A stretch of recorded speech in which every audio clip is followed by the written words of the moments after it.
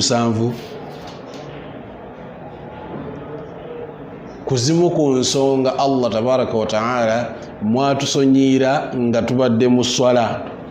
Qala an-nabiy sallallahu alayhi wa sallam, yagamba mbaka Muhammad sallallahu alayhi wa sallam, man sabbaha Allah fi duburi kulli salatin 33, omuntu yenna atendereza Allah buli luvannyuma lwa swala ng'agamba nti subhanallah emirundi 33, wa hamida Allah 33, n'agamba alhamdulillah emirundi 33, wa kabbara Allah 33, n'agamba nti Allahu akbar emirundi 33, fatilka 99, n'agamba nti egyo emirundi giba giweze 99. Agamba sallallahu alayhi wa sallam nti waqala tamamul mi'a, n'ayogera nga ajjuza emirundi egyo giwere 100 n'ekigambo nti la ilaha illa Allah wahdahu la sharika lah lahul mulk wa lahul hamd wa huwa ala kulli shay'in qadir. Yagamba sallallahu alayhi wa sallam ghufirat khatayah wa in kana mithlu zabadil bahr. Yagamba sallallahu alayhi wa sallam nti omuntu ono asonyiyibwa ebyonoono bye newankubadde nga biringa bwolaba ebyovu ku nnyanja, ebyovu by'oku nnyanja obungi, Allah tabaraka wa ta'ala akusonyiwa. Nawe kityo akhi musalli, muganda wange gwe mulungi asaala, bamugezi mu kusinza Allah, nti bwe mba mmaliriza esswala siteekeddwa kuba mu bana abapapiriza okutoola salaamu nga bwe ntunula n'awali engatto zange okufuluma mu muzikiti. Njogere ebigambo bino: subhanallah mirundi 33, alhamdulillah mirundi 33, Allahu akbar emirundi 33, gye mirundi 99.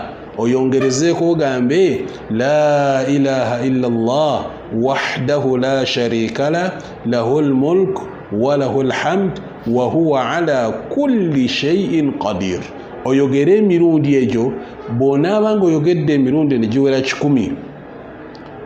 Nabbi Muhammad sallallahu alaihi wasallam agamba nti ebyonoono byo ogenda kubanga obisonyiyibwa biidhni subhanahu wa ta'ala. Kino kye kitegeeza daqiqa au daqiqatan ba'da kulli salah, dakika emu oba daqiqa 2 ne zibanga zigenda kukusonyiisa ebyonoono, zigenda kubanga zikusonyiisa ebyonoono, just kutuula butuuzi mu kafo k'osaaliddemu oluvannyuma lwa salaamu ng'omaliriza esswala, noba ng'okozesa emikono gyo, okozesa engalo zo nga bw'otendereza Allah, bw'osuuta Allah subhanahu wa ta'ala, nga muli bw'owulira ekitiibwa kya Allah subhanahu wa ta'ala.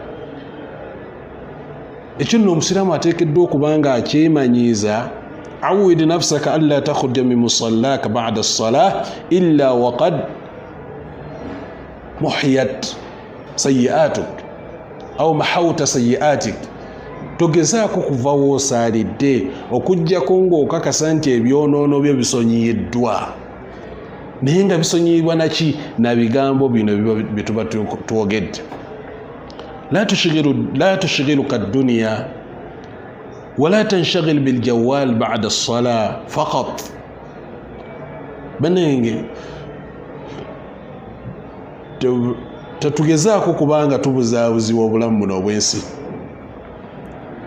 Amasimu gaffe tegagezaako kulaba nga gatubuzaabuza, kubanga bangi olumala okusaala salaamu bw'ati ng'ajjayo simu kukebera ani abadde amukubira, kujjayo simu ani amuweereza mesegi, kujjayo simu ani amuweereza ku WhatsApp.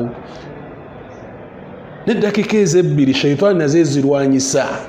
Afazaali vaawo nga tutendereza ku Allah subhanahu wa ta'ala. Wa hadha khata kabir. Bannange ensobi nnene ey'okubanga twegayaalirira tugaana okukola egyo emirimu egitufuula okubanga tusonyiibwa ebyonoono byaffe mu maaso ga Allah subhanahu wa ta'ala. Tuba abantu abagezi abategeera Allah subhanahu wa ta'ala, abateekeddwa okusinza Allah subhanahu wa ta'ala, tusobole okuba nga tusonyiibwa ensobi zaffe. Omulimu